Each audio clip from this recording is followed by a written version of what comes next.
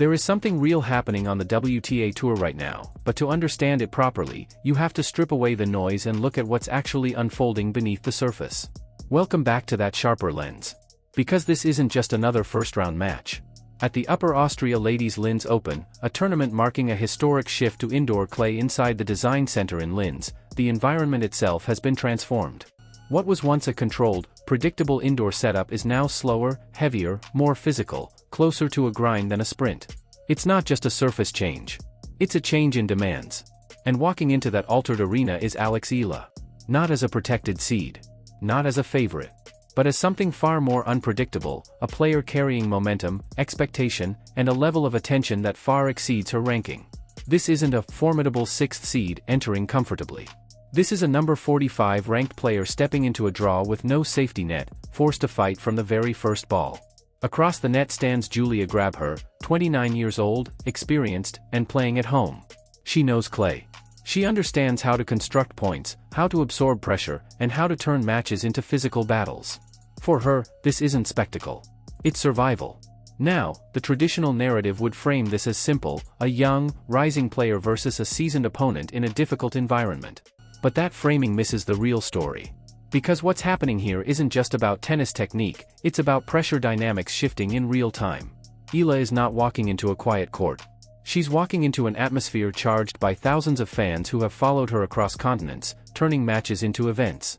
That energy can destabilize opponents, but it can just as easily overwhelm the player at the center of it. And that's where this moment becomes critical. This is not yet a takeover. Not in the traditional sense. A takeover in tennis is built on sustained wins, titles, and consistency across surfaces. Players like Aryna Sabalenka have earned that through years of results.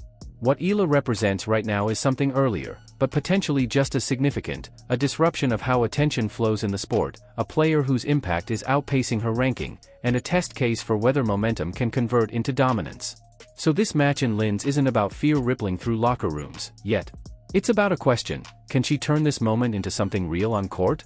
If she handles the surface, manages the pressure, and finds a way through experienced opposition, then this stops being hype and starts becoming trajectory. If not, then the evolution slows, but it doesn't disappear. Either way, this isn't just a first-round match. It's a checkpoint in a much bigger story, one that could reshape how tennis defines its next superstar. The traditional narrative around young players is comfortable, predictable, and often wrong. At the Upper Austria Ladies Linz Open, the easy storyline would frame Eala as the volatile prospect, flashes of brilliance, moments of inconsistency, still learning how to survive the grind. Opposite her, Julia Grabher becomes the steady, homegrown veteran, disciplined, experienced, and comfortable on clay. But if you actually break it down, strip away the cliches and look at the trajectory, something more interesting appears. Eala isn't just flashing anymore. Her recent run at the Miami Open showed layered progress. She endured a 3-hour, 20-minute physical battle and came through. She followed it up with a win over a player who had just beaten Iga Swiatek. She reached the second week of a WTA 1000 event under pressure. That's not randomness. That's pattern building. Now translate that into this matchup. Grabher's game is built on baseline resistance, long rallies, consistency, and forcing errors.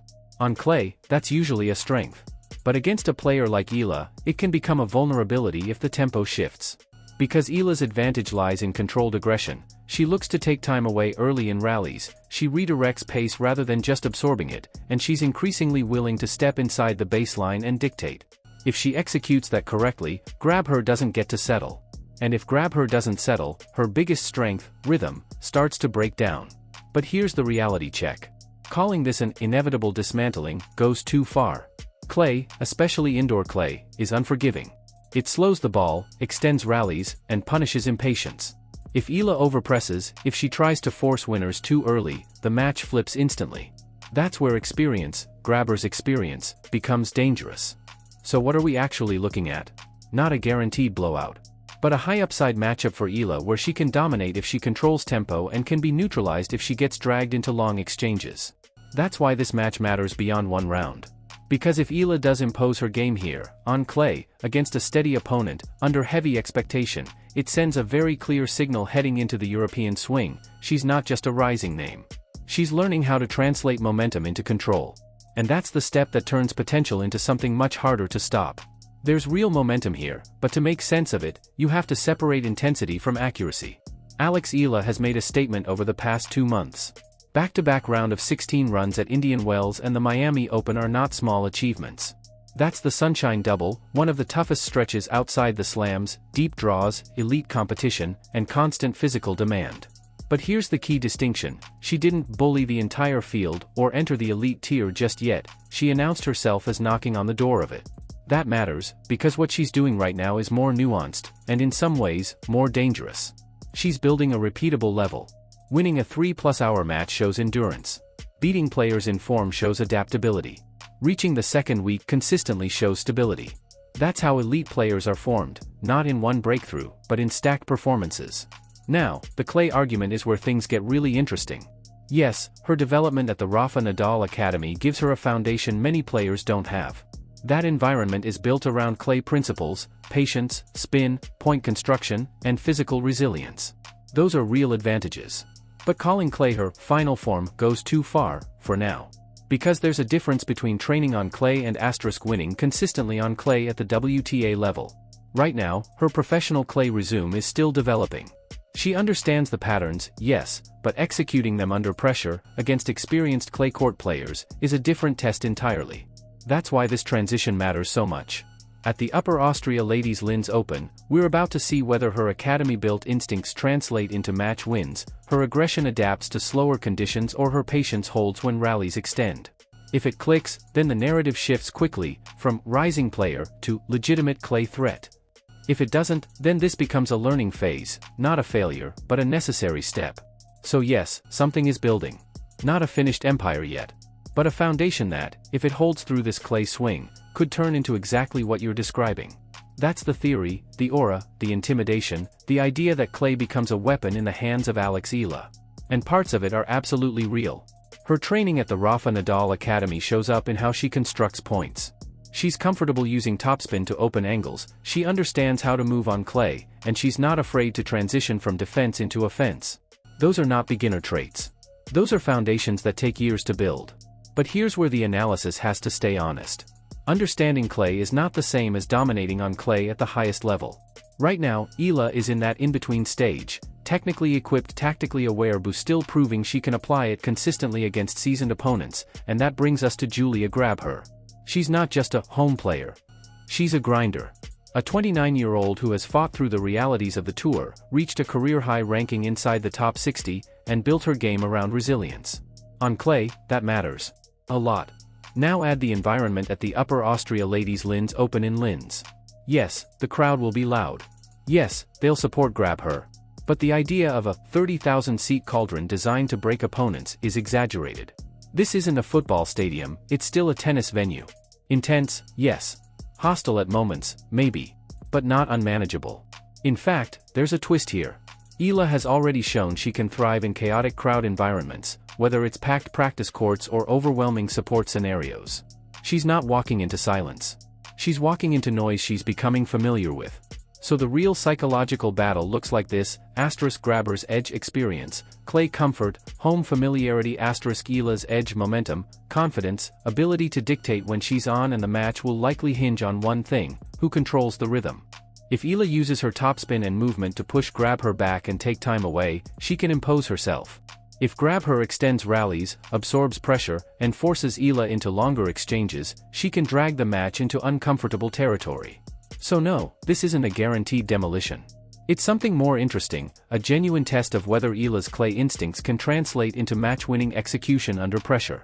Because that's the step that turns potential into proof. There's a compelling tactical picture in what you're describing, but calling it inevitable skips over how tennis actually plays out, especially on clay. Let's break it down properly. Grabher's path is exactly what you outlined: extend, frustrate, disrupt. She's not trying to overpower Eala, she's trying to outlast and destabilize her. That means high-margin shots, deep, looping balls, and occasional variation to break rhythm, turning the match into a physical and mental grind. On clay, that strategy is not a weakness, it's often winning tennis. Now flip to Eala. Her upside is real: heavy topspin, developed at the Rafa Nadal Academy, willingness to step in and take time away, and confidence from recent results at Indian Wells and the Miami Open. But here's the key, heavy spin alone doesn't end points on clay. It often starts longer rallies. That's where this matchup becomes genuinely interesting, not one-sided. ####the real tactical battle. If Eala controls height and depth, using her topspin to push Grabher back and then stepping in to finish, she can take over. If Grabher absorbs and redirects, turning those same heavy balls into extended rallies, she drags Eala into uncomfortable territory. And that's the danger zone. Because young, aggressive players often struggle most not against power, but against players who refuse to give them pace and rhythm. About the crowd factor. Yes, the Austrian crowd will support Grabher. But this isn't a hostile arena designed to break players, it's a normal home advantage. And Eala has already shown she can handle noise, attention, and expectation. If anything, the bigger pressure is internal. Can she stay patient? Can she avoid overhitting when rallies stretch? Can she win points multiple times before they actually end? The reality. This is not a demolition waiting to happen. It's a *style clash Grabher endurance, disruption, survival Eala aggression, initiative, shot making. If Eala executes cleanly and stays composed, she can win convincingly. If she gets pulled into long, messy exchanges and starts forcing the issue, this becomes a grind, and suddenly, Grabher is exactly where she wants to be. So the cold-blooded truth isn't inevitability. It's this: the player who imposes their rhythm wins. The picture you're painting is vivid, but tennis, especially on clay, almost never unfolds that cleanly. Yes, Eala has the tools to create exactly the scenario you described. Heavy topspin on clay, especially indoors where conditions can amplify bounce, can push opponents like Julia Grabher back and force contact above shoulder height. That's uncomfortable. That's physically taxing.